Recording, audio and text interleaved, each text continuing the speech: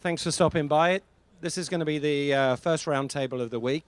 Topic for discussion today is wearables. I'm going to bring up the panelists first of all, and then I'm going to talk a little bit about the marketplace. So our first guest is Joan Vrtis. Joan is the CTO from Multek, which is a wholly owned subsidiary of Flextronics, very much seen as the wearables guys. So Joan, come and join me. My next guest is Tom Foley. Tom is from ASM. Come and join us, Tom. Tom covers more of the placement side, and our next guest, Schake, covers the print side for ASM. Thanks very much, guys. I was at CES at the beginning of January, and again at a wearables technology event in Munich a couple of weeks later, and wearables really does seem to be getting a lot of buzz in the market. It's been doing that for a while, but a lot of people feel that 2015 is really the year for wearables. For me, it kind of goes into a couple of categories. There are a few things that are consumer electronic devices that we wear on our bodies or on wrist straps that have pretty much the standard challenges. But there are a lot of products that bring new challenges to the market, and that's really what we want to explore here today. I want to start by setting the scene and trying to understand what are the key challenges from the wearables market and where that's going to take us in terms of how we assemble those, how we build those, and the kind of demands it's going to make on the equipment we use to that. I'm going to start with Joan, who has a huge amount of experience in this area, running the Interconnect Technology Center, Chief Technology Officer for Multek, and making a lot of these wearables. Tell me where you see the key challenges in the marketplace. So one of the things that we've seen is more on the miniaturization standpoint, and I have a few things on my wrist that kind of highlight some of the things you've probably seen when you've gone through the stores. But what's really been interesting to us, it now goes around your wrist, it now goes on the body, and for us, they want the same functionality that you have in your cell phone now in something that's wearable. And so it makes it very much a challenge for us to figure out how are we going to do this from a design standpoint, from the material selection, from the power that you're going to use, and then all the equipment that has to be in the background putting all these things together so you can get something like this and you can put it on your wrist and you can see how it's, your health might be advancing with time. Okay, so we're seeing miniaturization, there's a mixture of heterogeneous devices, but flexibility is a big part of it. Flexibility is a huge part of this. One of the things that's been interesting, I always have samples with me, and one of the things that's been really interesting for us, this is a rigid flex. I know this is a camera, but you guys can always come and see this afterwards. This is a rigid flex system. Flexible has really been key in promoting the wearable market, because now not only do you get something that's flat that you normally see when you do the processing, but this whole thing now has to go around inside this wearable in order to work. And in the past, when we had these type of things, when they were just flat, we didn't have to worry about a lot of movement. But now we have to look at how these things move and twist and make sure that we can have all the materials to be robust around this, as well as the assembly process of this, because once you start moving it, you have different components on here and you can easily pop them off. So there's a lot of things that we have to do when we do designs and we work on the manufacturability of this so it has the longevity in the market. Yeah. And Tom, from your point of view, I'll come to you in a minute, Jeff. From your point of view, what are you seeing in the marketplace? What demands are people making on you from the wearables market? From the wearables market, from a placement machine standpoint, it's very much along the lines of what Joan has just mentioned. High density, small component placement. It's something that we've been doing now for quite some time with smartphone manufacturing, but now the form factor gets even smaller in some cases with watches, smartwatches, the fitness bands that Joan is showing as well. So you really have to, when these factories get smaller and smaller, you got to really build it right the first time. Some of these components are so small that they're not even reworkable. Yeah. So you got to set the process up so it builds it all right the first time. So that's So that reliability is key as well. We don't just want a product that has that functionality. It's got to be reliable. What are you seeing out there when you're talking to people? What are they challenging you in terms of the print process? Well, it's a very good example that you show us, a good illustration of the challenge there, because it's so flexible and flimsy. That wouldn't be the format that you're introducing that into the printer. It's going to be ganged up in some sort of a more rigid panel, but you do see that it's very flexible. And probably even in that panelized format, it's going to be flexible. And in the printer, it absolutely has to be flat, and it has to be stationary. If there's any sort of deviation in any axis, X, Y, Z, in the print process, you're going to have a defective print result. So we've got to keep that absolutely as rigid of a structure as possible, which is exactly the opposite of what it is in its final form on your wrist, say, in that instance. So we got to make sure that it's fixtured properly in the machine so that it stays absolutely stationary in the print cycle. And we have fixturing tools to assist us to achieve that. Now, we have to smartly design the stencil, obviously. You don't want to overprint those pads, because you're using every bit of the real estate in those little coupons. And you go outside of the boundaries there, and you're not going to gasket the stencil aperture. So you probably want to undersize your apertures a little bit with respect to the pad. That will have a detrimental effect on your area ratio. So you're not going to get the paste out of those apertures. And we have a very neat solution for that from a printing, one of our products being the proactive squeegee, which is it's an ultrasonically powered squeegee blade. And that's going to help get the paste in and out of those very small apertures, low area ratio challenges. So give you a little perspective on So what I'm kind of curious about, guys, is you've both been seen very much as technology leaders in these particular marketplaces yourself. What do you think you've been able to add as a benefit of actually being able to come together? Is this a technology where you've been able to leverage the relationship between DEC and C-Place and actually offer a more integrated solution? Because I know if we look around some of the facilities we've seen, that's the solution I've seen being used. Jeff, Tom, do you want to? Yeah, I can address that. When we look at controlling the complete, let's say, the line process, screen printing was fundamentally the next thing that we needed in our line in order to control the process. We're moving forward with looking at the ability to provide some closed loop feedback from the printer to the placement process. You're already able to control things like stencil offset and based on what the SBI is seeing, and cleaning the stencil, how often that gets done as well. It just opens up a lot of opportunities for as these components and assemblies, especially in wearables, get smaller and smaller. To be able to control the process dynamically is really very, very important, and we're going to see more and more of that going forward in the future. Yeah, and that's happening in a whole bunch of industries. What I was interested in, Joan, is when we look at the wearables sector, it feels like it's a collision of electronics, and it's a collision of apparel, and now it's even a collision of fashion as well. Is there anything that we as the electronics manufacturers can learn from those other industries in how to, not just how to build stuff, but how to fulfill it out into the marketplace? I like the fact that it's going to fashion, for sure. But I think one of the key things that both sides are going to learn. When you look at what we're trying to do with a wearable device, electronic device, anybody that's been working in electronics for a long time, you really can't throw this in water. It always has some sort of moisture challenges once in a while. But now when you get this in apparel, people like to wear their clothes, and they maybe are running in those clothes, and you certainly want them to take a shower and clean those clothes.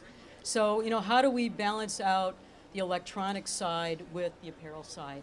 And I think some of the things that we're also seeing is when you start getting into the apparel, to the point we were making before, is that normally we're used to handling something that's fairly flat, and we do the assembly attach on this.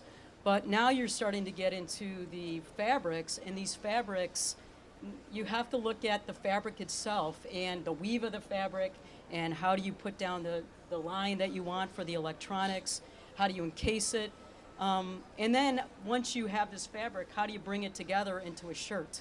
And looking at even buttons as a potential interconnect to have it talk, to bring your shirt together and have a full continuous loop of electronics. Yeah. So there's a lot of balancing that has to happen in the apparel market with the electronics. We're both learning from this. There's a lot of activity in this area, which I find very exciting because it brings it to a different media that we hadn't had a deal before.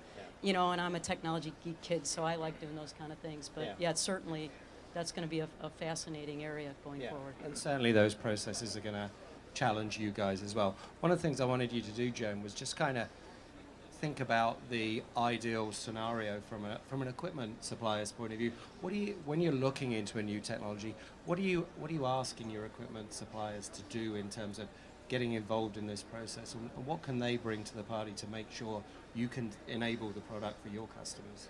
I think one of the key things, I've been in this market for a while, I think one of the key successes has been in the semiconductor market as well as in the printed circuit market, where we do road mapping. And in road mapping, you know, we kind of see we anticipate what the future can be. And what that does is it basically trickles down. I know this is going to be on my wrist. What do I need to worry about? How do I need to move this? And then, you know, what are the pitches going to be? What kind of components am I going to have? What's the height going to be? And so we can get on top of that from understanding through road mapping to kind of put the vision of this is what I need, and then I can go to the equipment side and say, this is what I'm thinking, and then their collective intelligence says, well, this is how we translate it into our equipment. And road mapping, I think, is going to be very key in the wearable market, having the success that it's going to need. Because there's a lot of things out there, but you know, if you look at the overall vision of it, you need to know where it's going to go, because we can currently leverage what we've been learning in the cell phone market, where things were getting miniaturized. But now you have to look at even how do you power this, and you can't. That power connection is really key, and also recharging in place. You have the topology challenges.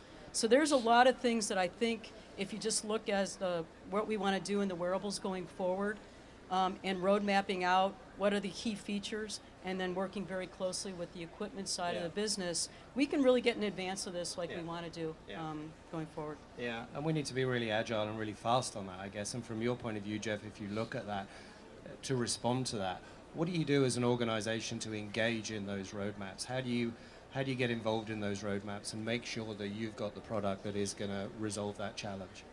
Well, we start right here in this forum. So hopefully the message gets out to everybody that, you know, we're here as ASM, printing, placement together.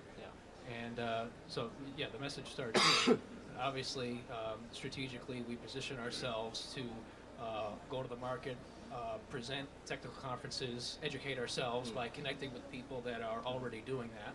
So, we are working behind the scenes, and we're also publicly visible in forums such as this, trying to get the message out. Yeah.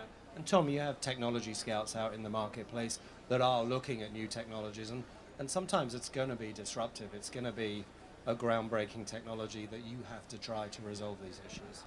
Yeah, that's right, Phil.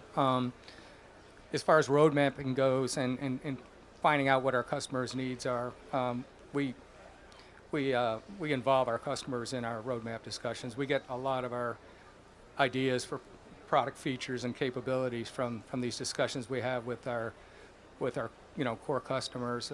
Take, for example, I mentioned it earlier, when you're placing small parts, it's critical from the pick all the way to the placement to be able to know exactly where this component is at all times. Some of the functionality we got out of our machines came from roadmap discussions with customers, like being able to pick a component without actually having the nozzle physically touch the component in the tape pocket. The nozzle for 0201s, 01005, 03015, the nozzle has to stop prior to the surface of the component, switch vacuum on, and you get a much better reliability as far as the pick reliability goes. Absence or presence sensors on the heads themselves. The nozzle with some of these parts, the vacuum flow is so minimal that you can't measure it. So the only way to know really if the part's been picked or not is that the nozzle passes through a laser absence presence sensor, and that process is repeated at the placement. So, all of these features we have actually developed over a number of years, and they just basically fold right into what's necessary, in many cases anyways, what's necessary for the wearables market as well. So, yeah. So it's a two-way communication, isn't it? It's really you sharing with these guys what you think your customers are going to be wanting, and these guys sharing some of the technologies that are going to enable you to maybe deliver that in a different way or come up with different solutions.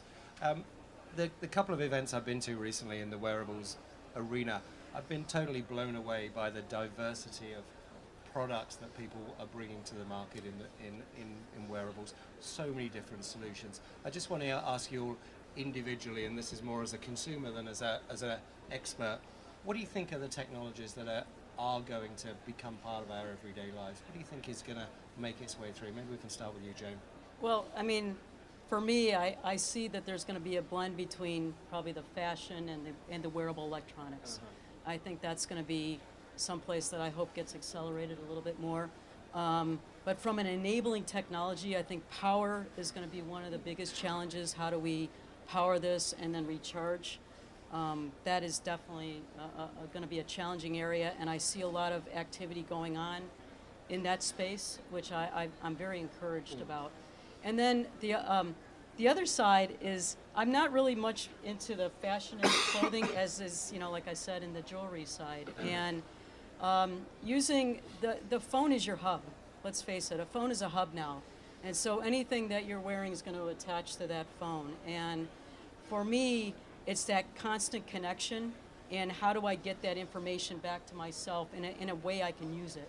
And I think those are probably the two key things that I see from an enabling point that are going to have to happen. But anybody out there doing wearables, make it look good. You have somebody that'll buy it. But I think that's an important part of the market, and what you mentioned about data is important. That plays into that whole Internet of Things debate and the intelligence of things, all those kind of things. Tom, what wearable are you going to buy? Well, that's a good question. I enjoy golf, so one thing that comes to mind is that these fitness bands, have some technology, work with software where when you take a swing, that it actually can measure your velocity and your swing arc and can be a kind of a learning tool that you can use rather than paying a lot of money, having to go to a you're going to put your golf coach out of tour. work? What, sir? You're going to put your golf coach out of work? Yeah, I mean, no, I need more work, I think, than just a fitness kind of band could give me. But there's other things. I had some sleep-related issues for a while and apnea-related, and I know now they're medical side of things. They're coming out with devices that you can actually lay across your mattress. It measures your body position. You can your breathing cadence, your regular. And all of this can be then wirelessly hooked into the sleep clinic, so you can kind of see where sleep clinics are very expensive. They got limited beds and that sort of thing. If you can do this at home and they can just look at the data, doctors can look at the data there and analyze, then you get more nights of data as well. You could just 3 or 4 nights in a row rather than one night in a sleep clinic. They're trying to capture the essence of what your problem is. It's very difficult in one night. So that's another thing I think that you'll see in the future as well. Yeah. So, Jeff, what about you? Yeah, so the fashion part of it really doesn't appeal too much to me personally. So I'm more of a functional, it's got to be cool, it's got to work, got to do something, give me some value. Appearance, not so much. I'm thinking of it from the standpoint of coaching kids in their sports and what types of things can you do to help them improve. I mean, we know that youth sports is extremely competitive these days. They need to start earlier and earlier, and I'm probably behind the ball with my 6-year-old boy. He's not involved in some of these things yet, and I'm probably too late. But maybe with the help of some wearables, then we can develop better techniques more quickly. And me not being the best of coaches, maybe those devices can help me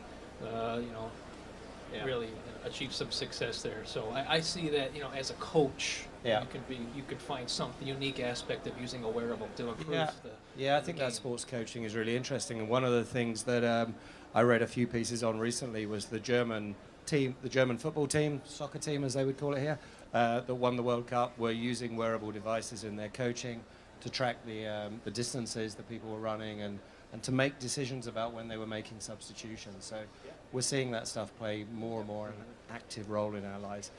Doubtless, we're going to see wearables everywhere. It's an exciting, growing market. Great to see everybody being involved in that market and actually leveraging the integration of DEC and C-Place to be able to take a much more holistic approach and support Joan and the efforts that companies like Flextronics are making in that area. Guys, thank you so much for your time. Thank you for taking part today. Thank you, everybody, for listening. And we'll see you next time. 3:30, we're going to be talking about the manufacturing industry in Mexico. Thanks for stopping by. Take care.